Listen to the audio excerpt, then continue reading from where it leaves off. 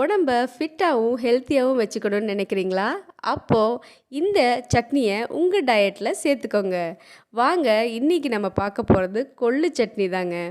Hi friends, welcome to Kotak cooking. இன்றைக்கி நம்ம ரொம்ப ஸ்பெஷலான ஒரு சட்னியை பார்க்க போகிறோங்க. கொள்ளு சட்னி தாங்க. இந்த கொள்ளு சட்னியில் இருக்க பெனிஃபிட்ஸ் ஏற்கனவே நான் உங்களுக்கு கொள்ளு ரசத்தில் சொன்னேன். கால்சியம் நிறைஞ்சது, குழந்தைங்களுக்கும் பெரியவங்களுக்கும் கொடுத்தா சுறுசுறுப்பாக இருப்பாங்க, குழந்தைங்க நல்லா ஓடி விளையாடுவாங்க. இந்த சட்னியை எப்படி செய்கிறதுன்னு பார்க்கலாம். நேற்று கொள்ளு ரசம் ரெசிப்பியில் நான் 50 கிராம் கொள்ளை தனியாக எடுத்து வச்சுருந்தேன் இல்லைங்களா? அது மாதிரியும் நீங்கள் எடுத்து வச்சு இந்த ரெசிப்பியை நீங்கள் செய்யலாம். இல்லைன்னா முறையாக செய்கிற மாதிரி 50 கிராம் கொள்ளு எடுத்துகிட்டு நல்லா கல் இல்லாமல் கல்நீர் பிடிச்சிக்கோங்க. கல்நீர் பிடிச்சிட்டு ஒரு குக்கர் எடுத்துகிட்டு குக்கரில் தண்ணி அளவாக ஊற்றிக்கோங்க. அளவாக ஊற்றிட்டு அது கூட ஒரே ஒரு பச்சை மிளகா மட்டும் நீங்கள் சேர்த்துக்கோங்க. சேர்த்துட்டு 5லேருந்து 6 விசில் நீங்கள் விட்டுக்கலாம். உங்கள் குக்கருக்கு தகுந்த மாதிரி விட்டுட்டு பாருங்கள். இப்போ நல்லா கொள்ளு வெந்துருச்சுங்க. பாருங்கள், எடுத்து பாருங்கள், நல்லா சாஃப்டாக வெந்திருக்கும். இந்த கொள்ளை நம்ம சட்னி எப்படி சூப்பராக அரைக்க போகிறோன்னு பாருங்கள். நான் ஒரு கடாய் எடுத்துகிட்டு அதில் நல்லெண்ணெய் சேர்த்துக்கிறேன். ஏன் அப்படின்னா கொள்ளு ரொம்ப சூடு, அதுக்கு நல்லெண்ணெய் நீங்கள் சேர்த்துக்கலாம். நல்லெண்ணெய் சேர்த்துட்டு அதுக்கு என்னென்ன போட்டு அரைக்கிறதுன்னு பார்க்கலாம். நான் ஒரு கைப்பிடி சின்ன வெங்காயம் எடுத்திருக்கேன். சின்ன வெங்காயம் எடுத்துக்கோங்க, ரொம்ப ஹெல்த்தியாக இருக்கும், டேஸ்டியாகவும் இருக்கும். அதே மாதிரி வரமிளகா ஒரு 4லேருந்து 5 சேர்த்துக்கோங்க. உங்கள் மிளகா காரத்துக்கு தகுந்த மாதிரி சேர்த்துக்கோங்க. 1 ஸ்பூன் ஜீரகம் போட்டுக்கலாம். அதே மாதிரி 1 ஸ்பூன் தனியா ஆட் பண்ணிக்கலாம். 1 ஸ்பூன் பெப்பர் ஆட் பண்ணிக்கலாம். மிளகு ஆட் பண்ணிக்கலாம் 1 ஸ்பூன். இது எல்லாத்தையும் சேர்த்துட்டு வணக்க போகிறோங்க. ரொம்ப ரொம்ப ஈஸியான ஸ்டெப்ஸ் தாங்க கொள்ளு சட்னிக்கு. அதே மாதிரி ரொம்ப ஹெல்த்தி கூடங்க. வீட்டில் யூஸ்வலாக தேங்காய் சட்னி, தக்காளி சட்னி, கொத்தமல்லி சட்னின்னு நம்ம அரைப்போங்க.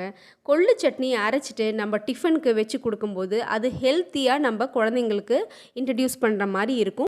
பெரியவங்களுக்கும் கால்சியம் கம்மியாக இருக்கவங்களுக்கும் ரொம்ப ரொம்ப ஹெல்த் பெனிஃபிட் இந்த சட்னி, கொள்ளு சட்னி உங்களுக்கு கொடுக்குங்க.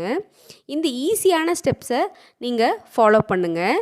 இது மாதிரி நீங்கள் செஞ்சு பார்த்தீங்கன்னா உங்களுக்கு கொள்ளு சட்னி அடிக்கடி நீங்கள் வீட்டில் செஞ்சு பார்ப்பீங்க. இப்போது நம்ம எல்லாத்தையுமே நம்ம வணக்கி கொடுக்க போகிறோம். பாருங்கள், வெங்காயம், நம்ம போட்ட ஜீரகம், மிளகு, தனியா எல்லாத்தையும் நம்ம வணக்கி கொடுக்குறோங்க. நல்லா வணங்கட்டும். நல்லா வணக்கினதுக்கப்புறம் நம்ம கொள்ளு வேக வச்சுருக்கோம் இல்லைங்களா, அந்த கொள்ளை எடுத்து இது கூட சேர்க்க போகிறோங்க. இதே கொள்ளை நிறைய பேர் வறுத்துட்டு வானலியில் ட்ரையாக வறுத்துட்டு அதுக்கப்புறம் இதே மாதிரி தாளித்து அது கூட சேர்த்து அரைப்பாங்க. ஆனால் அதை விட இது ரொம்ப ரொம்ப ஈஸியான ஸ்டெப்புங்க. நல்லா நீங்கள் வேக வச்சுருங்க. கொள்ளை வேக வச்சிட்டிங்கன்னா அது கூட சில பேர் வாய்வு இது மாதிரி தொல்லைகளும் அவங்களுக்கு சுத்தமாக இருக்கவே இருக்காது. நீங்கள் இது கூட இந்த கொள்ளை சேர்த்துக்கலாம். இது நல்லா வணங்கிடுச்சு பாருங்கள். வணங்கினதுக்கப்புறம் நீங்கள் குக்கரில் வேக வச்சிங்க இல்லையா, ஒரு பச்சை மிளகா போட்டு அது கூட இப்போது நம்ம பூண்டு 4 பல் சேர்த்துக்க போகிறோம். கடைசியாக பூண்டு சேர்த்துக்கோங்க. கடைசியாக பூண்டு சேர்த்துட்டு இந்த கொள்ளையும் சேர்த்துட்டு அப்படியே போட்டு நம்ம மிக்சியில் நல்லா நைஸாக அரைச்சிக்கோங்க.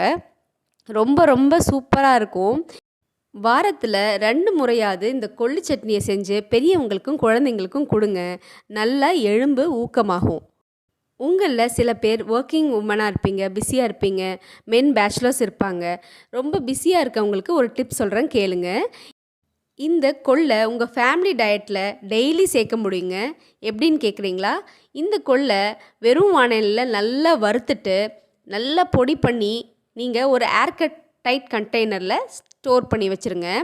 அதை நீங்கள் சாம்பார் செய்யும் போதோ இல்லை புளி ரசம் செய்யும் போதோ தக்காளி ரசம் செய்யும் போதோ நீங்கள் அதை 1 ஸ்பூன் மட்டும் ஆட் பண்ணிக்கோங்க. உங்களுக்கு கொள்ளு இருக்க கால்சியம் சத்தும் கிடச்சிரும். டெய்லி உங்கள் டயட்டில் சேர்த்த மாதிரி இருக்குங்க. நீங்கள் ஃப்ரீயாக இருக்கப்போ இந்த மாதிரி கொள்ளு சட்னி, கொள்ளு ரசமும் வச்சு நீங்கள் உங்கள் ஃபேமிலிக்கும் கொடுக்கலாம். மறக்காமல் கொள்ளு சட்னி சாப்பிடும்போது கொஞ்சம் பசுநெய் இல்லைன்னா நல்லெண்ணெய் விட்டு சுட சுட சாப்பாட்டில் கலந்து சாப்பிட்டு பாருங்கள்.